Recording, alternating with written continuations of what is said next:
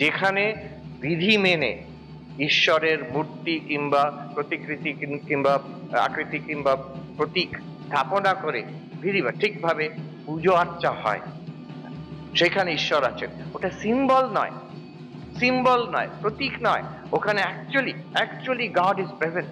পরে আমি দেখলাম স্বামীজি বলছেন কথা, বলছেন তোমাদের ঈশ্বর তো কল্পনার ব্যাপার, রিয়েল গডস আর দিস অবতার, যে রাম কৃষ্ণ জিসাস, রামকৃষ্ণ চৈতন্য, এই যে যারা প্রত্যক্ষ মানব ইতিহাসে এসেছেন, তোমাদের সামনে দাঁড়িয়ে নজির দেখিয়ে গেছেন, এই হচ্ছে প্রত্যক্ষ ভগবান।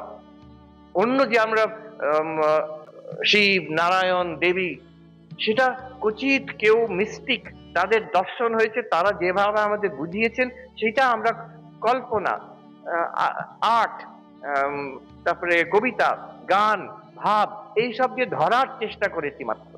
কিন্তু এরা তো ইতিহাসে এসছেন, আর ঠাকুরের কথা বলবার কি আছে, তার তো ছবি আছে, দিস ইজ রিয়েল। আমরা যেভাবে প্রমাণ চাই, এই আমার দেখতে হবে, তাকে দেখবো আমরা, তার সঙ্গে কথা বলবো আমরা, তাকে আমরা ভালোবাসবো, তার সঙ্গে জীবন কাটাবো, এইরকম একজন প্রত্যক্ষ ভগবান চাই। ও বৈকুণ্ঠে গোলকে আছে কে জানে বাবু, হৃদয়ের মধ্যে লুকিয়ে আছে, কোনো হার্ট সার্জন আজ অব্দি খুঁজে পাইনি। কিন্তু এই স্বামী বিবেকানন্দ বলছেন this are the real god. আরো ব্যাখ্যা করছেন কেন, বলছেন যে আমাদের যে কল্পনার জগতে যে আমরা ঈশ্বরকে ধরার চেষ্টা করেছি বিভিন্ন রূপে, তার লিমিটেশন কিন্তু আমাদের কল্পনা। বাট হি সেজ দি অবতার হ্যাজ অলওয়েজ সারপ্রাইজড আস। আমরা যতটা ভাবছি তার থেকে আরো বড়, যত আমরা ভাবি ঠাকুরকে আরো বড়। জেসি বোস ইনস্টিটিউট, তার ওখানে ডাইরেক্টর বলছিলেন, একটা ঘটনা আছে, জেসি বোস তিনি টেবিলের ওপরে ফুল ছড়াচ্ছেন, ঠাকুরের উপাসনা হচ্ছে। ওনার যিনি কাজের লোক ছিল জিজ্ঞেস করছেন, বাবু আপনি শ্রীরামকৃষ্ণের আপনি এত শ্রদ্ধা করেন, তার ছবি রাখছেন না? তখন উনি ভেবে ওখানে একটা সলিলোকির মতন, I am trying to find his limits, তাকে কিভাবে ধরবো, তার সে তো আনলিমিটেড, যত ভাবছি তার bigger and bigger than that. তো সে অর্থে গায়ত্রী দি ভুল বলেননি। স্বামীজির দিক থেকেও যদি ব্যাখ্যা করি, যে ঠাকুরে আমার বিশ্বাস আছে, যদিও ঈশ্বরে বিশ্বাস না করি আমি।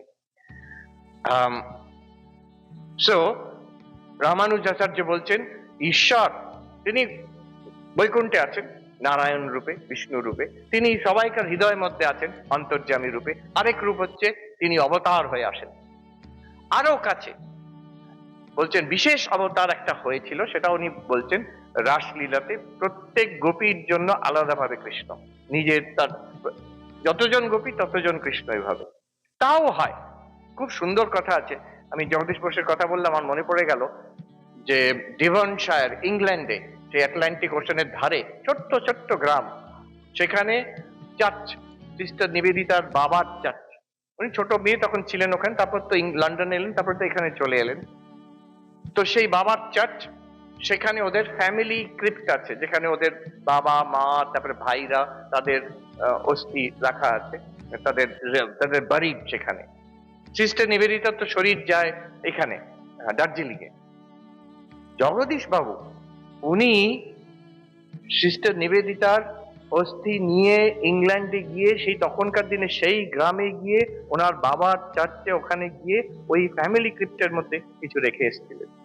আর সেখানে লেখা আছে, ফেডেড, প্রায় মুছে গেছে, আমি দেখেছি, হিয়ার লাইজ মার্গারেট নোবেল ব্র্যাকেটে সিস্টার নিবেদিতা অফ রামকৃষ্ণ বিবেকানন্দ। এই যে খুব সুন্দর। সেখানে আমরা সিস্টার নিবেদিতার একটা স্ট্যাচু বসালাম, আর ওখানকার যে এখানকার সরকারের উদ্যোগে আর আমাদের আশ্রম যেটা ইংল্যান্ড আছে তাদের উদ্যোগে, আর ওখানকার গ্রামের লোকেরা, তারা জানতোই না, তারা এসে জড়ো হয়েছে সেখানে। তা বলছে এই গ্রামের একটি মেয়ে ভারতবর্ষে গিয়ে এত কাজ করেছে, উই ফিল ভেরি প্রাউড, তারাও যোগদান দিল সেখানে। কিন্তু আমি এই জন্য বলছি, এই যে ভাষাটা দেখুন, নিবেদিতা অফ রামকৃষ্ণ বিবেকানন্দ, উনি নিজেকে সবসময় লিখতেন নিবেদিতা অফ রামকৃষ্ণ বিবেকানন্দ। একটা কারণ হচ্ছে, খ্রিস্টান সেন্ট ছিলেন টেরেসা, টেরেসা অফ অ্যাভিলা। তার একবার তার দর্শন হয়েছে, তিনি একবার হঠাৎ রাত্রিরে দেখছেন এক উজ্জ্বল পুরুষের মূর্তি। তিনি কিছু কিছু বলার আগে উনি অবভিয়াসলি দিব্য মূর্তি একটি। তিনি কিছু বলার আগে সেই পুরুষ তাকে জিজ্ঞেস করছেন, হু আর ইউ? তখন এই সঙ্গে উনি সবসময় বলতেন যে I am Teresa of Jesus. তো সঙ্গে সঙ্গে বলে পড়লেন, I am Teresa of Jesus.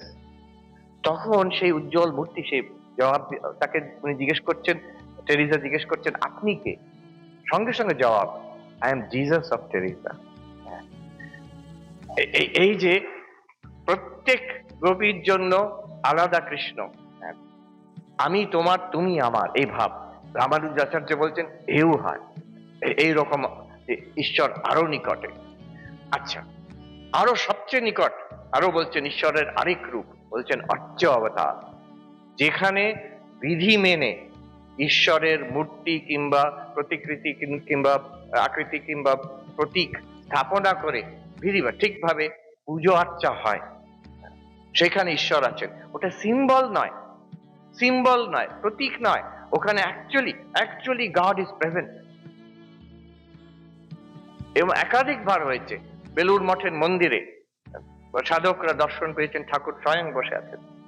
আমাদের বলেছেন প্রবীণ সন্ন্যাসী, তখন আমি ব্রহ্মচারী, আমি মন্দির মুচ্ছি, তখনকার তিনি খুব পুরানো সাধু, দাঁড়িয়ে দেখছেন ঠাকুর, তখন কাঁচ ছিল না ঠাকুরের মূর্তির সামনে, দাঁড়িয়ে দেখছেন। তারপরে বলছেন, কি দেখছেন? এই দেখো ঠাকুর, দেখতে পাচ্ছ না? ঠাকুর বসে আছেন, দেখো। This Archa avatar, in those sacred images there is a divine presence already there. এই এত রূপে ঈশ্বর আছেন। এর আরো এগিয়ে গিয়ে কবির দাসজি বলছেন যে রাম, কত রকম রাম হয়? 4 রকম রাম হয়। एक राम दशरथ का बेटा, दूजा राम जगत पसेरा, तीसरा राम घट घट में लेटा, और चौथा राम सबसे न्यारा। এক রাম হচ্ছেন অবতার, রাজা দশরথের যে পুত্র, যিনি রাজা রামচন্দ্র, তিনি অবতার, তিনি হচ্ছেন ঈশ্বরের অবতার, এক। দ্বিতীয়, সেই রাম তো এলেন, আবির্ভাব হলো, তিরোধান হলো, কিন্তু যে নিত্য রাম আছেন, তিনি সেই বৈকুণ্ঠতে আছেন নারায়ণ রূপে, জগৎ পশেরা, তিনি হচ্ছেন বেদান্তের যে সগুণ ব্রহ্ম, সৃষ্টি স্থিতি লয় করছেন। ব্রহ্মসূত্রে আছে, জন্মাদ্যস্য যতঃ অস্য জগত জন্ম স্থিতি ভঙ্গ যস্মাৎ তদ ব্রহ্ম। ব্রহ্ম কি? এই বিশ্ব ব্রহ্মাণ্ডের স্থিতি, উৎপত্তি, স্থিতি আর লয় যাতে হয়, সেই হচ্ছে ব্রহ্ম। সে হচ্ছে আরেক রকম রাম, সেই রাম ওখানে আছেন।